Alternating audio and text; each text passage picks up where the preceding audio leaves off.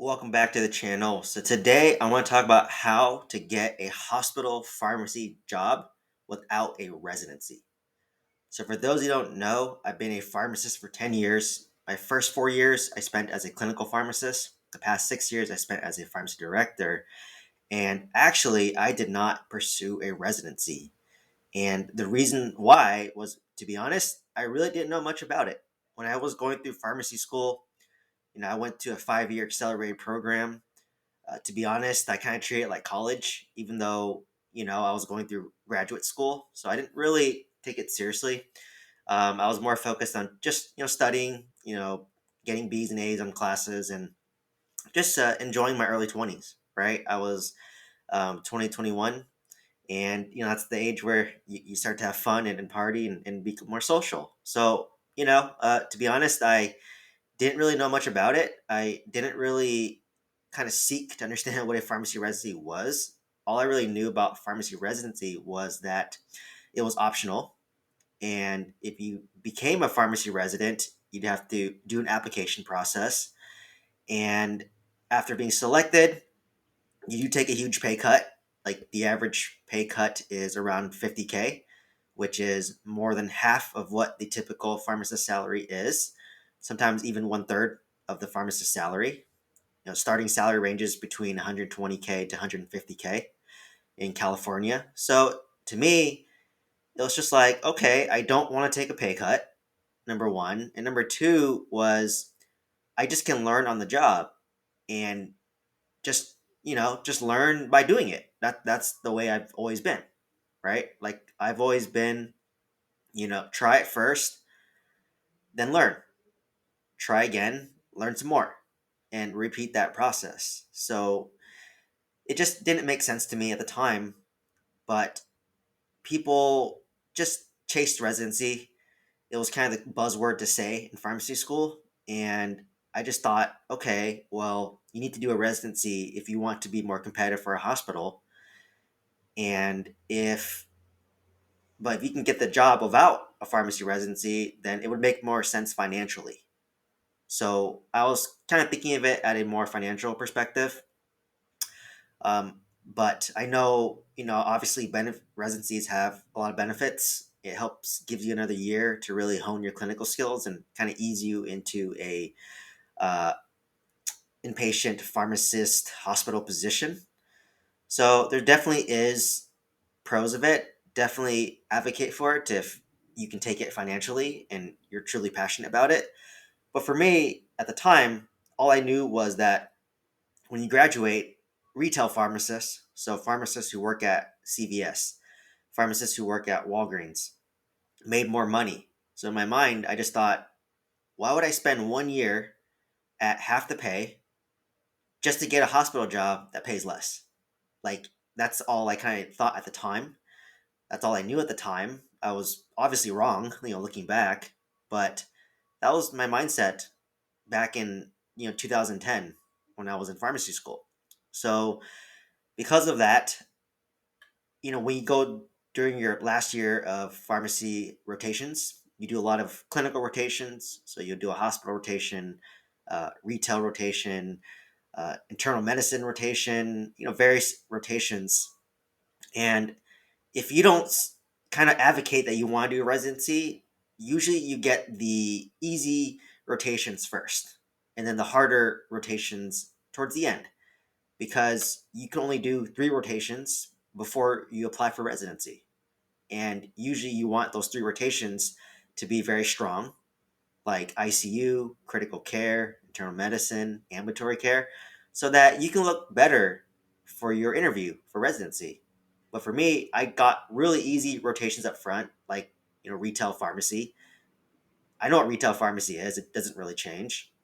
So, by the time I finished 3 rotations, I really didn't have a grasp of what is a hospital pharmacist. What do they do?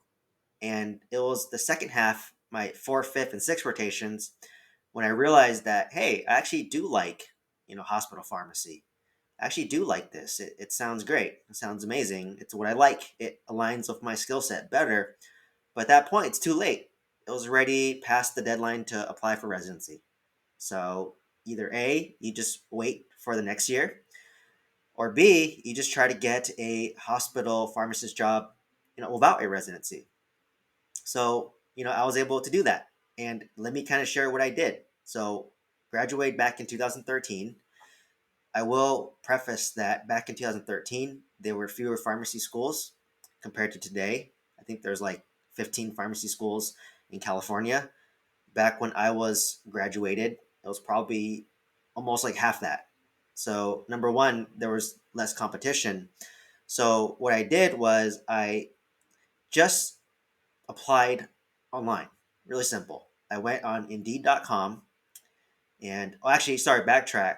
For my first job, I actually came out as Walgreens. And at Walgreens, it's just your typical retail pharmacy. I was being trained, and the day that I got licensed was the day I let go. And I can do another whole video about that, but my training supervisor, my training manager, was a bully. And I was just really shocked to me, right? It was a really, stressful environment. It was very toxic, and they were hazing me quite a bit. The pharmacy technicians were hazing me, the pharmacists were hazing me, and the pharmacy manager and the district manager, they're all hazing me. They're all very alike. I was the new guy. I was the youngest, and yeah, very easy person to pick on. And I just remember the day I got licensed was the day I got let go. And, it was a big shock to me. Like, oh my God, I spent the past, 5 years trying to become a pharmacist, and I got this job that I don't even like, around people that are toxic. And wow, was this a mistake? That was what I was thinking. And, fortunately for me, I graduated at 23, so I was young. Like, I could pursue another career if I wanted to, but I had $250,000 of student debt. So it just wouldn't make sense. Like, I want to pay off this student debt as soon as possible. So I just thought, okay, well, retail is obviously not for me. So let me try applying to hospital jobs and see how that turns out. So literally the day I got let go, I remember calling my dad and telling my dad, like, oh my God, I just got licensed. Great news. But Walgreens let me go because they didn't want to pay me the full pharmacist salary and continue training me. They thought I was incompetent. It was funny. Like, every week I'd get an evaluation. Week one, you're no good. Week two, you're no good. Week three, you're improving. Week four, you're terminated. Right. So I was just like, whoa, this is really crazy. So, called my dad and just said, well, good news is I got licensed. I passed all my exams. Bad news is Walgreens let me go. And then my dad said something that, stuck to me to this day. And he just said, when one door closes, another door opens. And I've taken that with me for the past 10 years. And I apply it to many facets of my life, whether it's applying for jobs, whether it's dealing with a hardship of getting laid off. I got laid off twice during COVID. Dealing with, real estate and maybe an offer not getting accepted, maybe a deal not going as planned. So I really took that with me to basically say that, well, if it happened, it's out of your control at this point, and move on, and another opportunity will come. So I took that as, well, I didn't like retail. I can always, apply and get a retail job, worst case, but let me try applying to a bunch of hospital jobs. And I knew that, geez, I don't have a residency. So it's definitely uphill battle. I started applying around September, and this is what I did. I literally woke up every morning, went on Indeed.com. I would type in pharmacist and make the search all of California. So I didn't care, right? I didn't really care. I just wanted to be in California, anywhere in California. I didn't care where that was. I was from the Bay Area. Ideally, would prefer to be there. But I remember applying. I made the search at first, pharmacist in the Bay Area. I would apply to all those jobs. And then after that, once I exhausted all those opportunities, I would then expand my radius slowly. So I would start to include, eventually it became all of California, right? Every morning I would wake up, Search pharmacist and pharmacy on Indeed.com, location California, and filter it by newest jobs first, and literally just mass apply to all these jobs. Right? Literally, I mass applied. I was very persistent. I probably put out around 80 applications within a 2 week window. Like every single pharmacist job in California, I literally applied to, right? It becomes a numbers game. And that's what I mean by be persistent in applying. Yes, it sucks that you're going to get rejected. Yes, it sucks that people will not respond. Yes, it will suck that maybe they'll reach out for a phone interview and you never get in-person interview. But the key is being persistent and learning every single time, right? I applied to 80 jobs, probably got 8 interviews, and got 2 offers. So it's a numbers game. That's how any successful person moves up in life. It applies to real estate as well. You have to make a lot of offers to get 1 or 2 accepted. So I was very persistent in applying. I would go on Indeed every day and I would know every single job that's on the market and would apply. So rule number one was be persistent in applying. Even if you don't think you're qualified, just apply. How long does it take to do a 5 to 10 minute application? And your CV and resume, you already updated it. So it's literally you just attach it. And it's very simple. So it takes 5 to 10 minutes a day. I would wake up for the first 2 hours of every day. That's what I would do. I would do as many job applications as possible and whatever's ever out there. So I was persistent in applying constantly. That's rule number one. How to get a job, hospital pharmacist job without residency. Just mass apply to every single job all across whatever state you want to work in. So option number two is be willing to work in less desirable areas. So if you want to be in the Bay Area, if you want to be in San Diego, if you want to be in Los Angeles, if you want to be in Orange County, it's going to be a lot harder, a lot more competitive, and more likely you will need a residency to get the job or be considered for the job. Despite that, I still applied, but I'm realistic. I knew my chances. And my inkling was correct. I would mass apply to popular markets and usually don't get responses. That's very common, but you never know. If you don't even apply, the answer is always no. If you apply, you might have a shot. It may be a Hail Mary, but you have a shot. So I knew that I would apply everywhere, and the places that would respond to me, guess what? They were in less desirable areas. So where would that be? I got a lot of responses from Stockton. I went to University of Pacific in Stockton, so obviously there's a huge Pacific alumni. A lot of people went to University Pacific, and it's right there in Stockton. So they know that Stockton's not the most desirable place to live. It was kind of higher crime back then. Probably still is, relatively speaking. But yeah, it's not as desirable. But I went to school there, and I have friends there. So like whatever. So I got like some 2 interviews for hospital pharmacist positions in Stockton. Actually, 3. I think 3. And most likely, the hiring manager, I'll be honest, probably graduated from UOP. They take UOP students. So there's definitely a connection there. And that might be kind of the advantage of going to UOP if you want to work in Stockton. But on top of Stockton, I would apply to places like Eureka, or I'd hear back from Eureka, like way up north in California, like on the border between NorCal and Oregon. That's who'd reach out to me, like Eureka, Yuba City, Redding. I had people reach out to me from Fresno, Bakersfield, Apple Valley, King City, Salinas. Very kind of like Central California. Um, the way kind of less desirable areas. Like just look on the map, you'll see, right? So literally, that was a trend I saw, and I was flexible. Like to me, my mindset was if I get a residency, you don't necessarily get to pick where you get to be because you just rank your top 10 hospital residency programs, and that can be anywhere. Well, jobs, same thing. I just said, okay, well, I'll just be in a less desirable area for 1 to 2 years, get experience, and once I have experience, then I'll go back to where I want to be, which was the Bay Area. And that's exactly what happened to me. At my first job, I got it in King City in Central California. I didn't even know where King City was. I'll be honest. You drive down the 101 for about 2 hours from the Bay Area, and there's a small little rural community hospital called Mead Memorial Hospital. And when I went there, I talked to them. They said that your hours are Monday through Friday, 8 to 4:30 p.m. I was sold, right? I just said that schedule is amazing.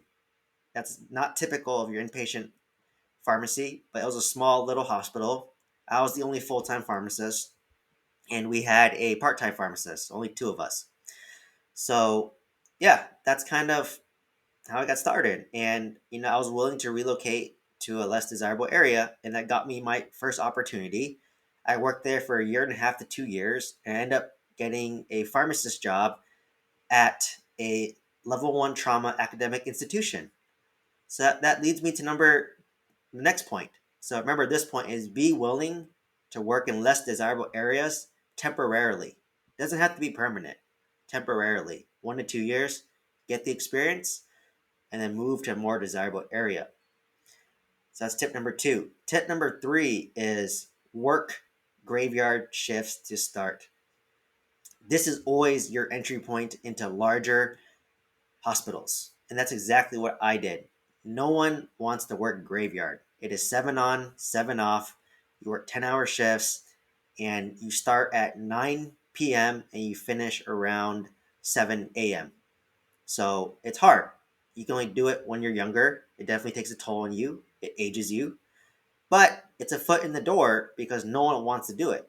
It's less desirable. I was young. By the time I got the job, I was 25. So I didn't mind doing 7 on, 7 off, and I actually liked it because I get to travel on my 7 days off, right? After adjusting your schedule. Or sometimes I would get off a graveyard shift, hop on a plane, fly to Europe or fly to Southeast Asia, and I'd be in the same time zone. I'd sleep on the entire plane ride, like my usual sleep time, arrive in Japan, and just start my day. It was nice, right? Temporarily. But yeah, be open to working graveyard to start and just say openly, hey, I don't mind working graveyard at all because that's how you get your foot in the door. And after you work graveyard 1 to 2 years, eventually a daytime position will open up, and that's when you move up internally. And that's exactly what I did too. So, combine the two. Like, are you willing to work graveyard to start? If you're not, it's going to limit your options. If you are, that's how you get your foot in the door. That's how I got my foot in the door. So tip number three is work graveyard to start. Tip number four is apply before July, because that's when all the pharmacy residents graduate.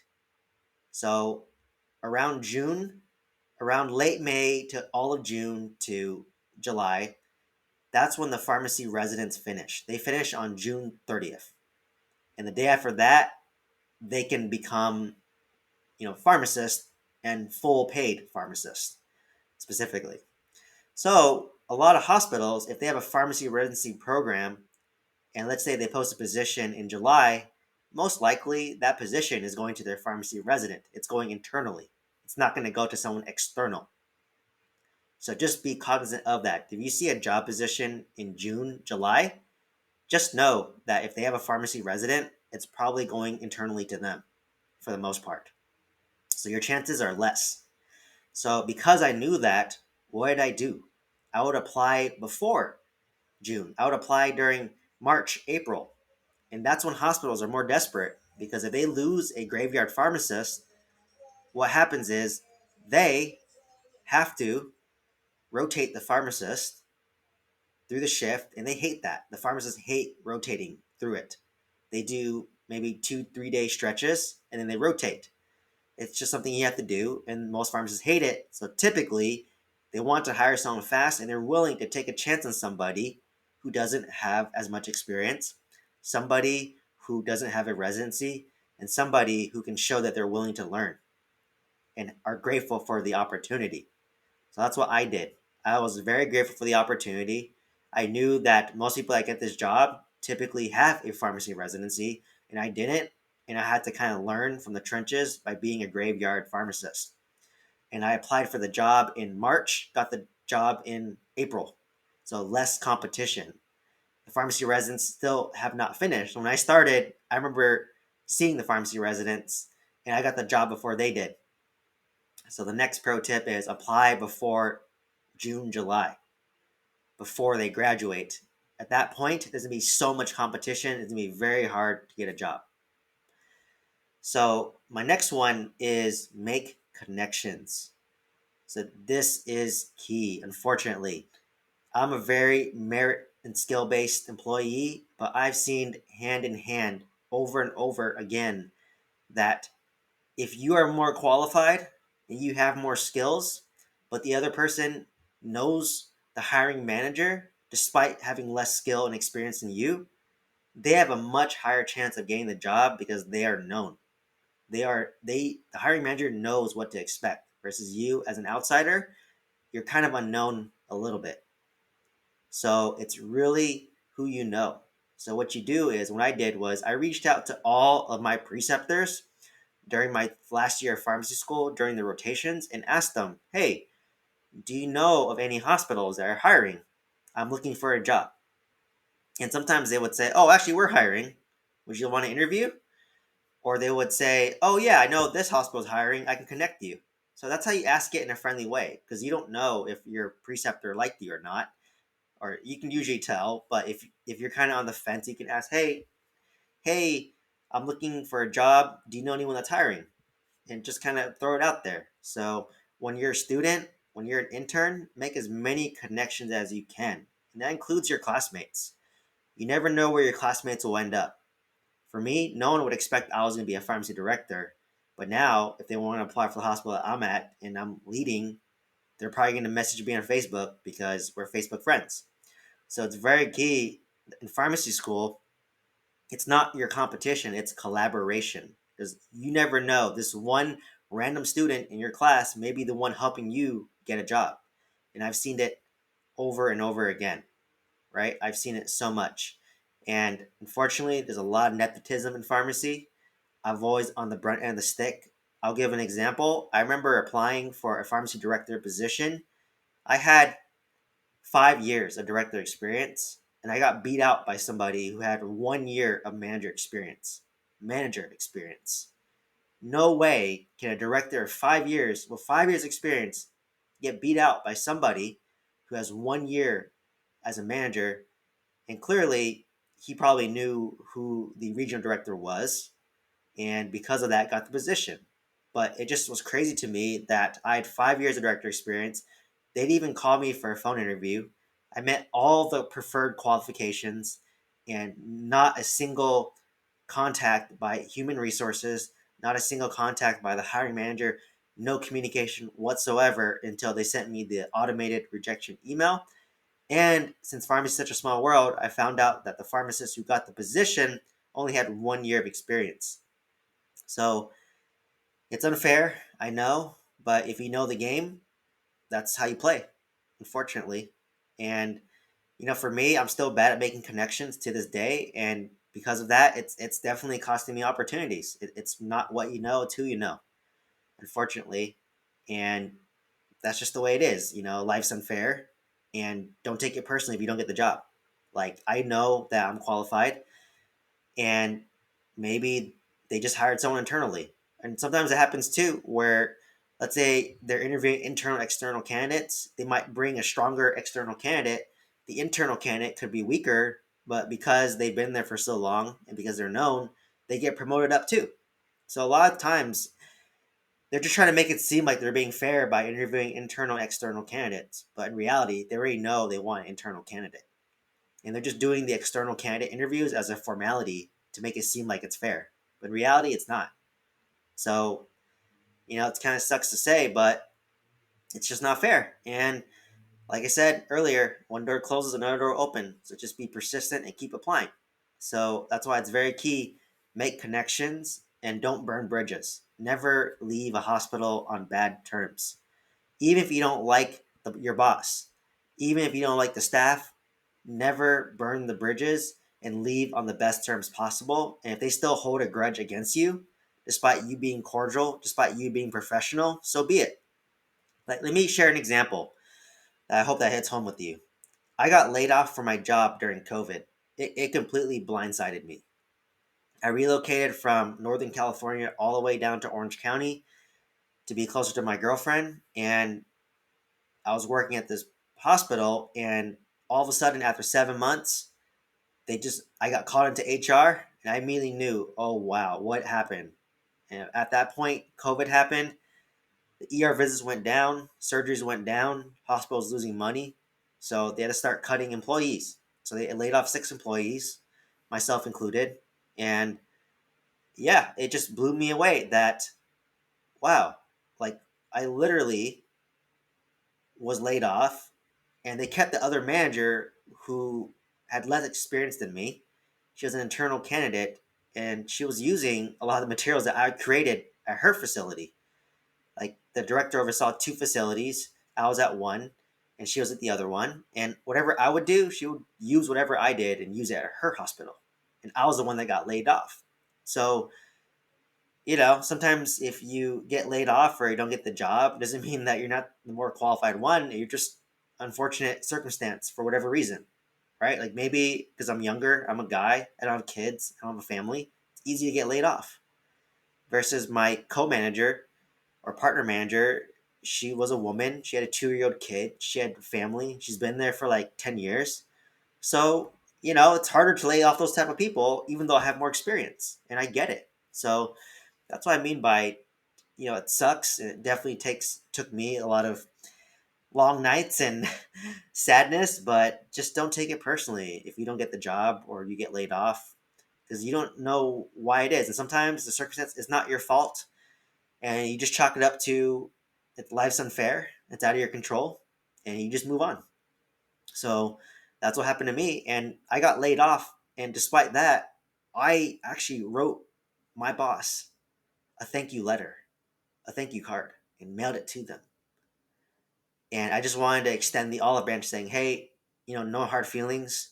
Even when I got laid off, HR, I remember HR asking me, so how does it make you feel? I was just like, well, what do you want me to say?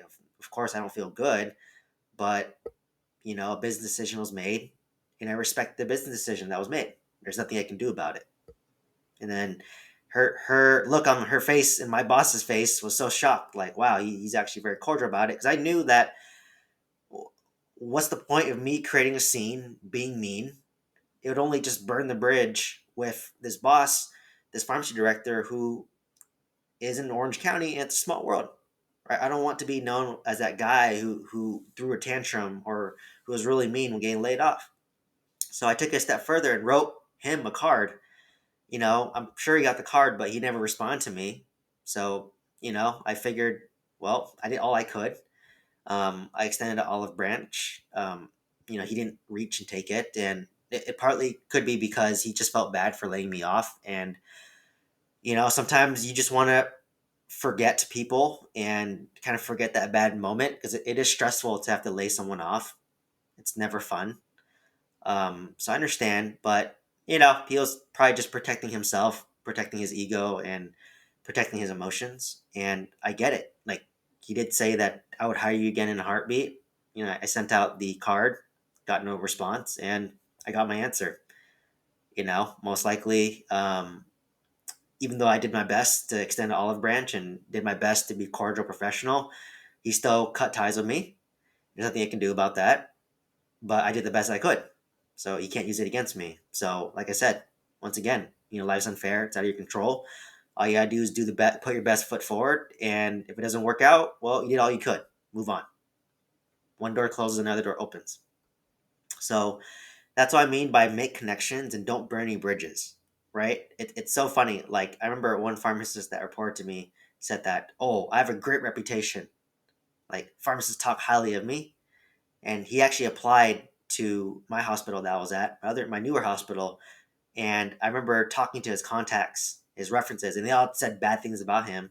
And I remember, like, he wasn't the greatest pharmacist to work with, not a team player, was very aggressive. And it was just funny to me that, like, wow, okay, you said that's your reputation. I talked to your references, and they didn't even talk great about you. So your reputation follows you. So never burn a bridge, because you never know who will be your boss. Even students that I precept, I'm always nice to them because they may be my boss one day too. So you never know.